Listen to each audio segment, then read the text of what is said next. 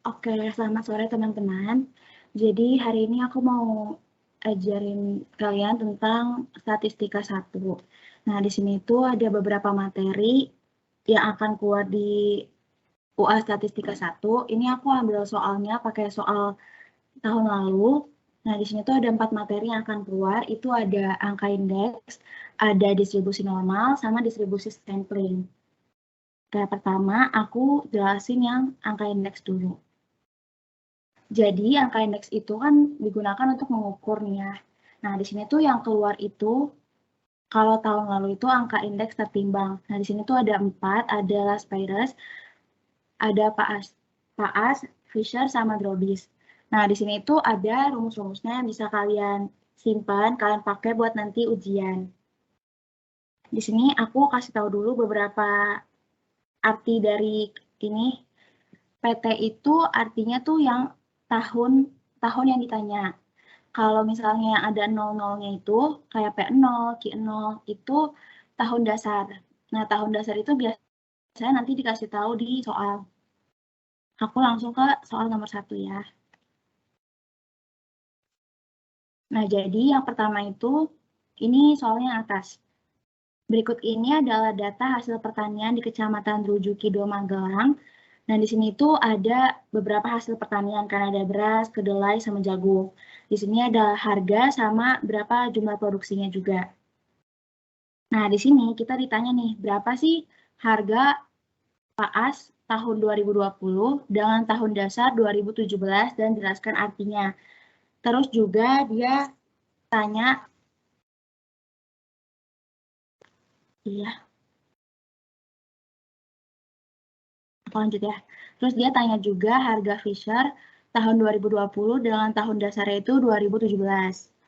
Nah, di sini kita lihat dulu ya rumusnya. Rumus dari yang PAAS sama Fisher. Nih, yang PAAS itu kan ada PT kali QT, ada P0 kali QT, terus ada apa lagi kita lihat? Ada PT kali Q0, terus di Fisher itu ada IL sama IP. Berarti kita cari dulu yang PAAS ya. Nih, kalian bisa bikin tabel yang kayak bawahnya gitu. Jadi, yang nomor 1 sama A sama B itu kan sama-sama tahunnya itu yang ditanya 2020. Tahun dasarnya itu sama-sama 2017.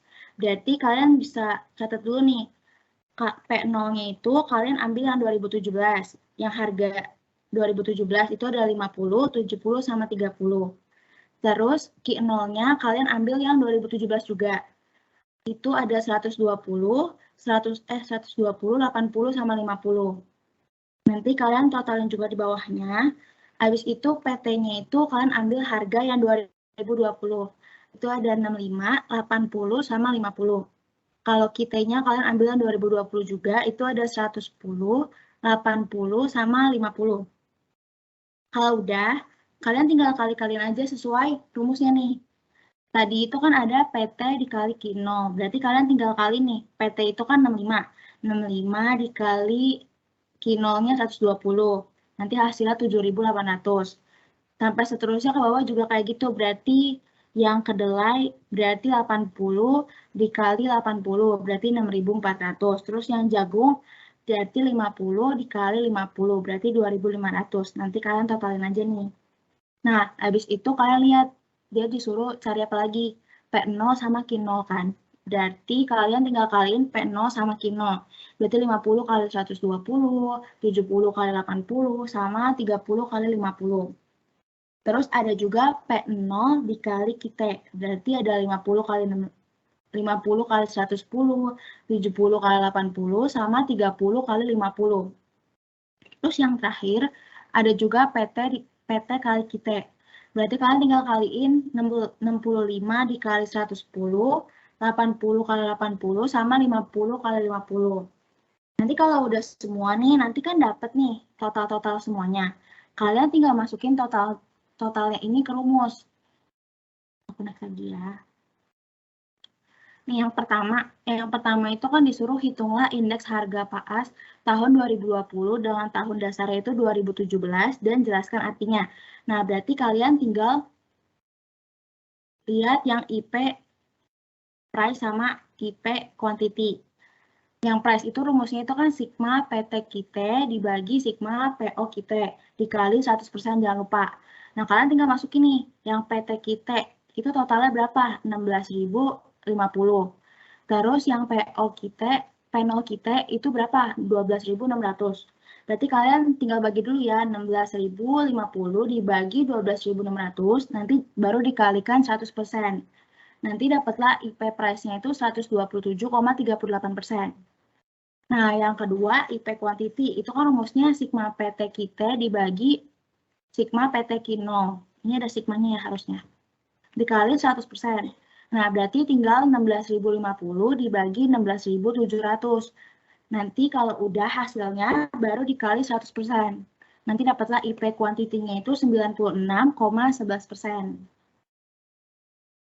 Nah, aku lanjut ke yang B-nya. Yang B-nya itu ditanya indeks harga Fisher tahun 2020 dengan tahun dasarnya itu 2017 dan jelaskan artinya. Nah, berarti kita tinggal masukin IL price sama IL quantity itu rumusnya apa?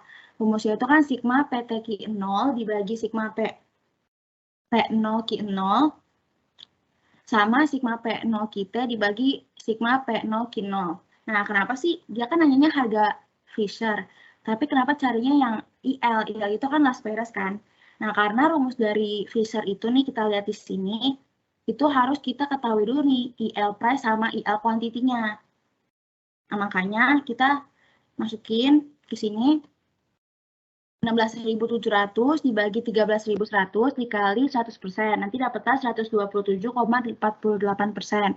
Terus IL quantity-nya berarti 12.600 dibagi 13.100 dikali 100%, nanti dapatlah 96,18%. Nah, kalau kita udah dapat IL-nya, baru kita bisa masukin ke rumus yang tadi, yang IF Fisher. Nah, dia katanya cuma price, jadi kalian carinya price aja, yang quantity nggak usah. IF price sama dengan akar dari IL price dikali IP price. Lalu sama dengan 127,48% dikali 127 kali 38%. Nanti dapatlah hasil 127,43%. Terus tadi kan dia minta dijelasin juga artinya. Kalian tinggal buat aja. Berarti dengan menggunakan indeks PAAS, harga di tahun 2020 meningkat sebesar 27,38% dibandingkan tahun 2017. Terus dengan menggunakan Fisher, harga di tahun 2020 meningkat sebesar 27,43% dibandingkan tahun 2017. Nah, itu untuk penjelasan nomor 1. Nah, sekarang ke pertanyaan yang kedua. Nah, yang pertanyaan kedua itu tentang distribusi standar normal. Distribusi standar normal itu yang kita pakai tabel Z itu. Nah, jadi di sini itu soalnya dalam penerimaan PPDB siswa berprestasi tahun ajaran 2021-2022, Pemda DKI memberikan kebebasan kepada calon siswa untuk memilih sekolah yang diminati di mana saja dari 290 sekolah SMP negeri. Nilai yang dijadikan dasar adalah bobot yang diberikan Sidanira dengan ketentuan rata-rata nilai raport 5 semester dari semester 1 kelas 4 sampai dengan semester 1 kelas 6. Sedangkan keaktifan organisasi di sekolah, lomba-lomba yang diikuti, dan kegiatan eskul dibuktikan dengan sertifikat. Nah, nilai tertinggi berada pada bobot 87,5 dan nilai terendahnya itu berada pada bobot 47,45. Dari data yang ada, diperoleh nilai rata-rata populasinya itu 61,10 dengan standar deviasinya 10. Dengan asumsi nilai yang diperoleh terdistribusi normal. Tentukanlah probabilitas siswa yang diterima di SMP negeri dengan nilai yang A minimal 47,5, yang B itu antara 48 dan 50. Nah, di sini dari yang panjangnya soal ini kita ambil kesimpulan tuh rata-rata populasinya itu 61,10 sama standar deviasinya 10. Sisanya itu nggak dipakai di soal. Kita langsung ke soal. Nah, yang 2A ditanya minimal 47,5, gambar dan jelaskan artinya. Nah, berarti kalian gambar dulu nih ya kurvanya, kurva buat distribusi normal. Bentuknya itu kayak lonceng, jadi yang tengah-tengahnya itu rata-ratanya. Terus kurva ini itu sifatnya simetris, jadi antara kiri sama kanan itu sama luasnya. Luas kurvanya tuh yang kanan 0,5, yang kiri juga 0,5. Nah, di sini tuh ditanya nih, minimal 47,5, berarti anggapnya X-nya. X-nya itu 47,5. 47,5 itu kan lebih kecil ya dari 61,1. Berarti kalian taruh garis di sebelah kiri. Terus kalau udah, ini bentuk kurvanya kayak gini, gimana caranya? Nah, probabilitas itu tuh besarnya itu range-nya itu dari 0 sampai 1. Jadi kalau misalnya makin mendekati 0, berarti makin sedikit probabilitasnya. Kalau misalnya makin mendekati 1, berarti dia semakin besar probabilitasnya. Nah, di sini kita cari tahu dulu. Tadi kan X-nya udah diketahui nih, 47,5. Sekarang kita cari Z-nya dulu, supaya nanti dari Z ini kita pakai buat cari luas kurvanya. Nah, nanti luas kurvanya lah yang jadi probabilitasnya. Nah, Z-nya itu, caranya itu, rumusnya itu X dikurang rata-ratanya dibagi standar deviasinya. Nah, X-nya itu kan tadi 47,5. 47,5 dikurang, tadi rata-ratanya itu 61,1. Dibagi standar deviasinya itu 10. Nanti dapatlah hasilnya Z-nya itu 1,36. Jadi anggapannya tuh Z-nya, kalian taruh nih di sini, di 47,5. Z-nya itu 1,36. Nah, belum selesai sampai situ, kalian harus cari luasnya. Karena luasnya akan jadi probabilitasnya kan. Nah, cara cari luasnya itu kita lihat di tabel Z. Tabel Z itu yang ini. Tadi itu 1,36 ya, 1,36. 1,36 itu berarti 1,3 tambah 0,06. Nah, 1,3-nya itu lihat yang di kirinya, sisi kirinya. Kalian cari 1,3. Terus 0,6-nya, 0,06-nya itu yang atas, Nah, berarti kita bisa lihat nih 1,36 itu berarti 0,4131. Kalian tulis nih 0,4131. Nah, dia tanya nih yang minimal 47,5. Berarti mulai dari 47,5 sampai ke ujung kanan itu tuh masuk. Karena kan minimalnya batasnya sampai sini kan. Dia nggak cuma tanya dari 47,5 ke 61,1, tapi dia tanya dari 47,5 sampai ke ujung. Nah, yang dari 61,1 sampai ke ujung itu, kalian nggak usah cari lagi, karena tadi kan aku udah kasih tahu, sisi kiri sama kanan, itu luasnya tuh 0,5, 0,5. Nah, berarti 0,5, kalian tinggal cari, caranya itu 0,5 ditambah 0,4131 yang tadi kita cari. Nanti dapatlah probabilitasnya itu dengan minimal 47,5, itu sebesar 0,9131. Nah, next ke soal kedua. Soal kedua itu ditanyanya antara 48 dan 50. Nah, berarti kalian gambar juga nih. Tadi kan rata-ratanya 61,1, kalian bikin garisnya di tengah. Habis itu yang 48 sama 50-nya ini anggapannya ada 2X. X1 sama X2. X1-nya 48, X2-nya tuh 50. Kalian bikin dua garis di sebelah kiri, karena dia itu masih lebih kecil dari 61,1. Terus karena X-nya ada 2, berarti kalian harus cari Z-nya juga 2. Berarti kita cari dulu Z1, itu 48 dikurang 61,1 dibagi 10, nanti dapatlah hasilnya itu 1,31, itu untuk Z-nya. Nah, 1,31 itu berarti 1,3 ditambah 0,01 kan. Kita lihat di sini. 1,3 sama 0,01. Berarti 0,4049. Kalian tulis di sini, berarti luasnya 0,4049. Terus abis itu kalian cari juga Z2. Z2-nya itu 50 dikurang 61,1 dibagi 10, nanti dapatlah 1,11. 1,11 itu berarti 1,1 tambah 0,01. Berarti lihat di sini 1,1 yang di kirinya, yang atasnya 0,01. Berarti dapatlah 0,3665. Ya, 0,3665. Kalau udah, nah, dia kan ada 2 Z nih. Tapi yang dia tanya itu, yang di RC itu cuma yang antara 45 sama 50. Dia nggak nanya yang dari 48 ke kiri, dia nggak nanya yang dari 50 ke kanan, dia nggak nanya. Dia cuma nanya 48 sampai 50. Nah, berarti kita tinggal kurangin aja nih. Tadi kan yang 0,4049 itu dari 48 sampai 61 kan. Terus yang 0,3665 itu yang dari 50 sampai 61. Nah, berarti yang sisanya nih kita tinggal kurangin aja. Berarti 0,4049 dikurang 0,3665. Nanti dapatlah probabilitasnya itu 0,0384.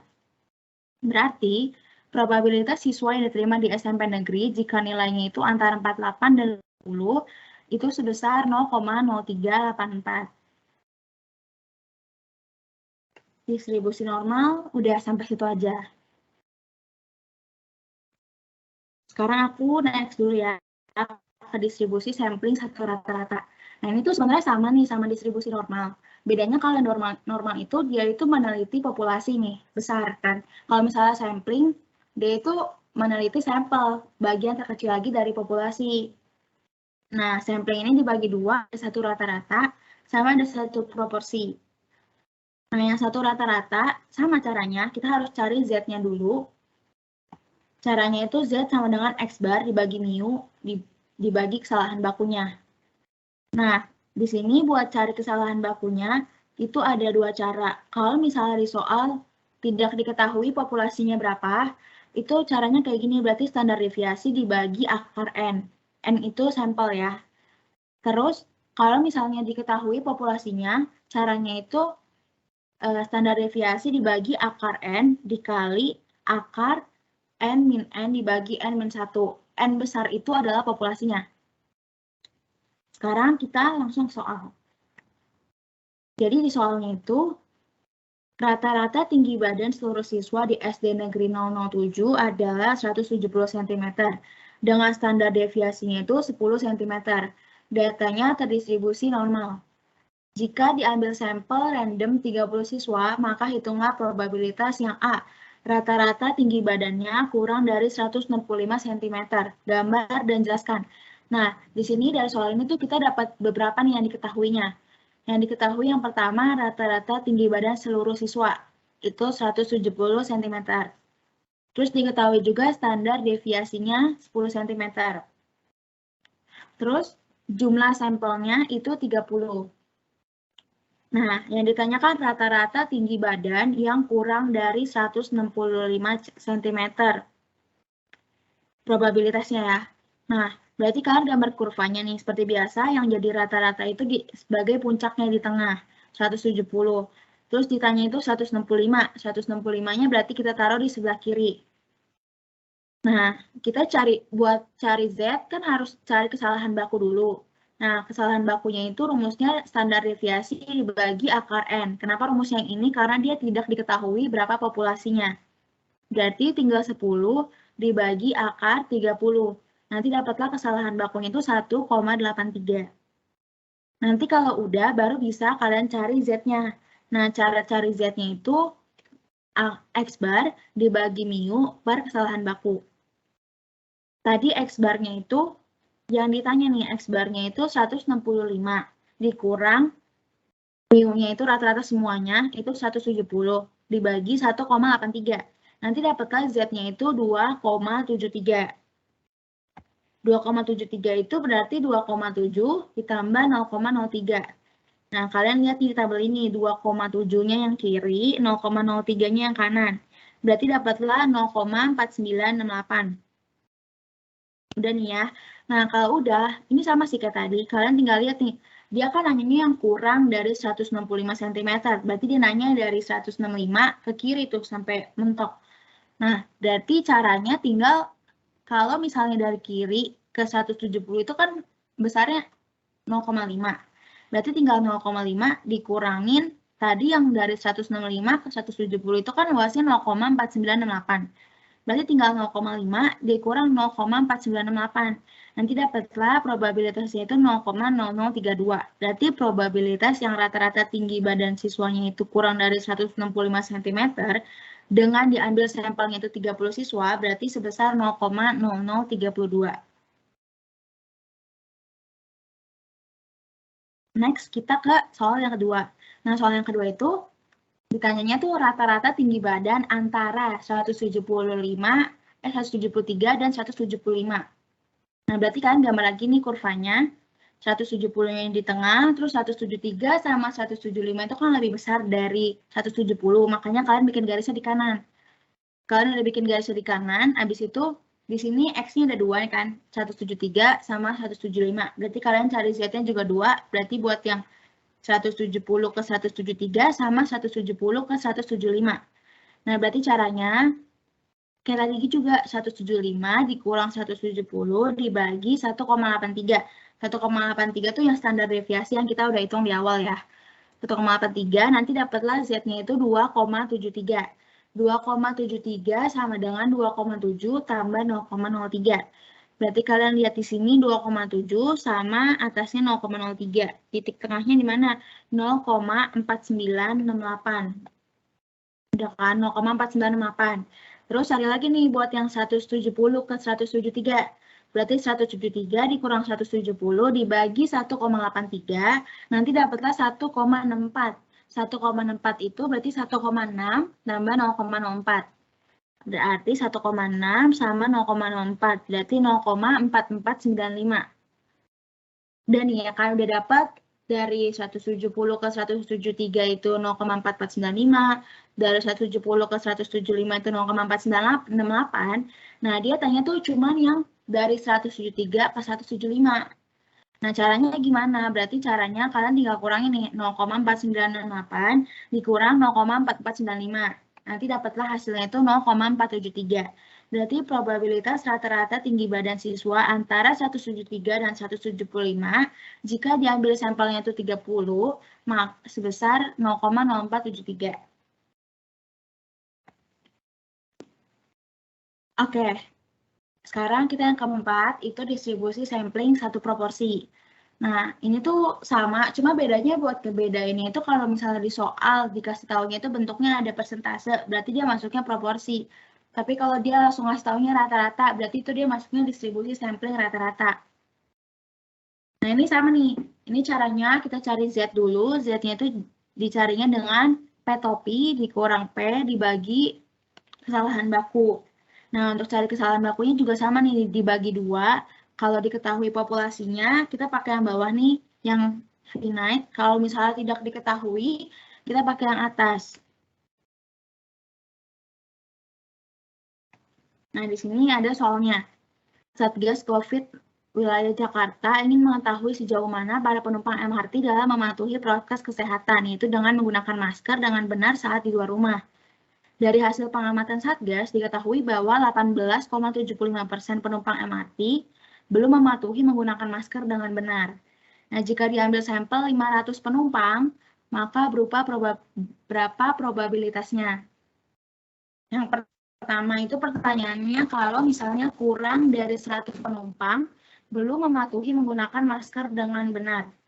Terus yang kedua ditanyanya minimal 110 penumpang belum mematuhi menggunakan masker dengan benar.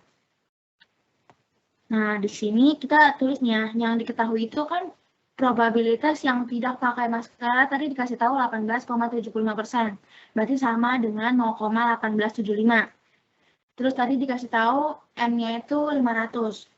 Nah, di sini tuh dia kebetulan nanyanya tuh yang tidak pakai dengan benar. Nah, kurang dari 100 penumpang belum mematuhi menggunakan masker dengan benar. Nah, berarti belum mematuhi masker dengan benar tuh sama dengan tidak pakai masker gitu kan. Nah, berarti kita cari dulu nih, kurang dari 100, berarti kita cari dulu P topinya. Cara carinya itu P topi sama dengan 100 dibagi tadi total N-nya itu 500. Berarti nanti dapatlah P topinya itu 20% atau 0,2. Kalau udah, kita cari kesalahan bakunya.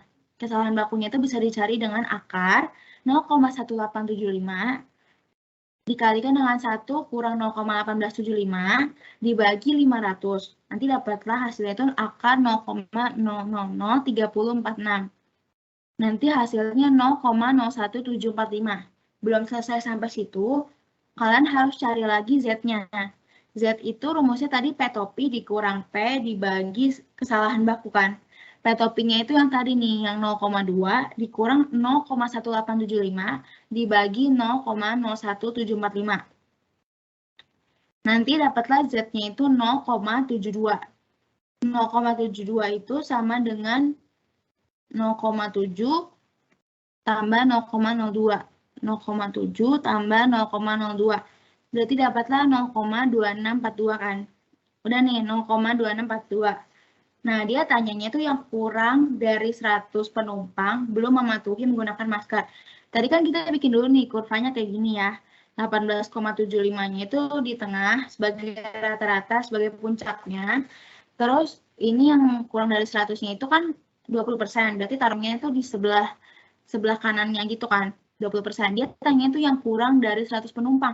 Berarti dia tanya tuh yang diarsir tuh semuanya. Dari 18,75 ke kiri sama yang 18,75 sampai 20. Nah, tadi kan yang luas 18,75 sampai 20 itu 0,2642. Kalian tinggal tambah sama ini yang luas kurva sebelah kiri itu 0,5. Berarti 0,5 ditambah 0,2642, nanti dapatlah hasilnya 0,7642. Berarti probabilitas proporsi yang kurang dari 100 penumpang belum mematuhi menggunakan masker dengan benar itu sebesar 0,7642. Nah, selanjutnya itu yang minimal 110 penumpang belum mematuhi menggunakan masker dengan benar. Nah, kita cari dulu sama nih P-topinya. Caranya itu 110 dibagi 500. Dapatlah kan 22% atau 0,22. Nanti kalian nggak usah cari lagi kesalahan bakunya karena tadi kan udah dicari nih sebelumnya. Kalian tinggal masukin aja. Z sama dengan 0,22 dikurang 0,1875 dibagi 0,01745. Nanti dapatlah Z-nya itu 1,86. 1,86 sama dengan 1,8 tambah 0,06. Ingat kirinya 1,8, kanannya 0,06. Dapatlah 0,4696. 0,4686. Nah, kalau udah, dia nanya tuh minimal 110 penumpang baru mematuhi. Jadi berarti karena dia minimal, berarti dia nanya itu dari 22% sampai ke kanan mentoknya. Berapa sih luasnya? Nah, berarti caranya tinggal, tadi kan kalau dari 18,75 sampai ke kanan ujung itu luasnya 0,5. Berarti 0,5 dikurang 0,4686. Nanti dapatlah hasilnya 0,0314. Jadi kesimpulannya, probabilitas proporsi penumpang yang lebih dari 110 yang belum mematuhi menggunakan masker dengan benar itu sebesar 0,0314. Nah, ini udah nih soal UAS statistikanya udah semua. Ci, aku mau nanya dong, Ci. Iya. Yang tadi, yang soal sebelumnya, itu kalau misalkan yang tidak memakai masker yang udah diketahui dalam bentuk persen, itu kita langsung aja kan ya, masukin ke rumusnya. Nggak usah cari persenannya lagi. Yang mana? Yang nomor 4, Ci. Itu misalkan udah langsung diketahui gitu. Kan kalau di sini kan dibilang minimal 110 kan. Nah, misalkan dia bilang minimal 22%, berarti yang 22% itu langsung masuk aja kan. Kan kalau yang ini kan dicari dulu ya, 110 per 500. Iya. Berarti kalau udah persen, nggak usah kan langsung masukin aja. Iya, benar-benar. Kalau misalnya udah diketahui soal, misalnya ditanya minimal 22% yang belum mematuhi masker, itu bisa langsung aja, sama aja. Baik, Ci. Makasih, Ci. Oke, sama-sama. Oke, sekian. Terima kasih teman-teman semua.